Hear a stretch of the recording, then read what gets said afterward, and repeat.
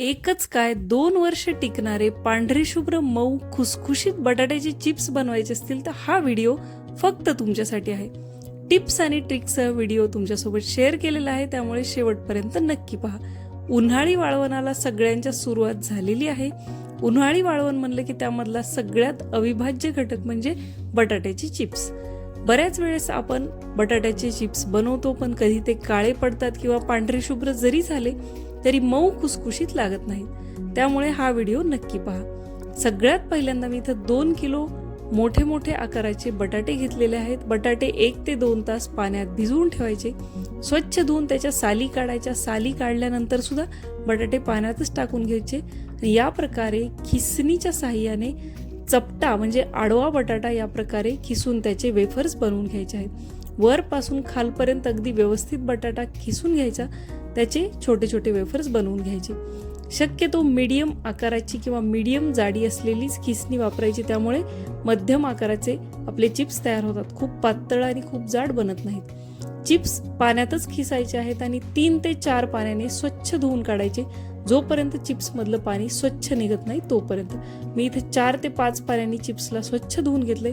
त्यानंतर ज्या पाण्यामध्ये आपल्याला चिप्स भिजवून ठेवायचे आहेत त्यामध्ये 1 मोठा चमचा मी तुरटी घातलेली आहे.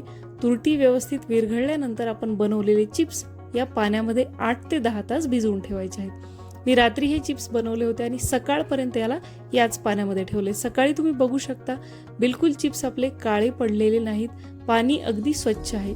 त्यानंतर तुरटीच्या पाण्यातून काढून सुद्धा चिप्सला एकदा स्वच्छ पाण्यातून धुवून त्यानंतरच आपल्याला याला शिजवायला घालायचं आहे. चिप्स शिजवण्यासाठी 1 मोठं स्टीलचं पातेलं मी वापरलं आहे. यामध्ये पाणी गरम झाल्यानंतर चवीनुसार मीठ घालायचं. मी 2 किलोसाठी 2.5 चमचे मीठ वापरलेलं आहे. आपण जे स्वच्छ धुवून घेतलेले चिप्स आहेत ते पाणी अगदी कडकडीत गरम झाल्यानंतर यामध्ये घालायचे. चिप्स घातल्यानंतर त्याला जास्त हलवायचं नाही, 1 ते 2 वेळेस हलवायचं. 5 ते 10 मिनिटासाठी चिप्सला वाफवून घ्यायचं आहे. गॅसची फ्लेम मी मीडियम ठेवलेली आहे. त्यानंतर एकदा चिप्सला हलवून घ्यायचं आहे आणि 60 ते 70% फक्त चिप्स आपल्याला शिजवून घ्यायचे आहेत. पूर्ण चिप्स जर आपण शिजवले तर याचा लगदा बनू शकतो.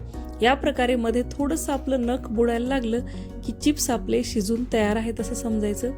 त्यानंतर गरम पाण्यातून काढून या प्रकारे एखाद्या स्टीलच्या चाळणीवर ठेवायचे, म्हणजे त्यामधलं पाणी निथळून जातं.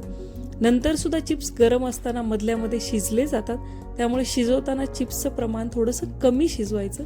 60 ते 70% चिप्स आपल्याला शिजवून घ्यायचे आहेत. प्लास्टिकच्या कागदाला थोडासा तेलाचा हात पुसून घ्यायचा किंवा तुपाचा आणि त्यावर हे चिप्स मस्त असे वाळू घालायचे आहेत.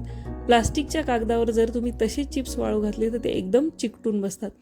मी शक्यतो जेवढे होईल तेवढे पातळ चिप्स बनवते, कारण आमच्याकडे तळून खाण्यापेक्षा कच्चे चिप्स जास्त खाल्ले जातात. तुम्ही बघू शकता फॅनच्या हवेखालीच मी हे चिप्स वाळू घातले होते. 3 ते 4 तासांनी मस्त या प्रकारे आपले चिप्स वाळून तयार आहेत. कागद फक्त उचलला तरी अगदी अलगद हे जमा होत आहेत. कुठेही कागदाला चिकटलेले नाहीत. तुम्ही बघू शकता मस्त असे पांढरे शुभ्र आपले चिप्स बनवून तयार आहेत. जास्त प्रमाणात जरी तुम्ही चिप्स बनवले तरी 1 ते 2 दिवस मस्त याला उन्हात वाळवून ठेवा, म्हणजे चिप्स खराब होणार नाही. तुम्ही बघू शकता अगदी पातळ असे चिप्स आपले बनवून तयार आहेत. शक्यतो चिप्स प्लास्टिकच्या कागदावर वाळू घाला. कपड्यावर जर तुम्ही वाळू घातले ते थोडेसे आकसल्यासारखे होतात आणि शुभ्र पांढरा रंग त्याला येत नाही. तुम्ही बघू शकता तेलात घातल्यानंतर सुद्धा अगदी पांढरे शुभ्र हे चिप्स बनून तयार आहेत आणि 1 वर्ष काय 2 वर्ष जरी ठेवले तरी हे काळे पडणार नाहीत. जरी वरून पिवळट रंग आला तरी तळल्यानंतर अगदी पांढरे शुभ्र होतात आणि खुसखुशीत होतात.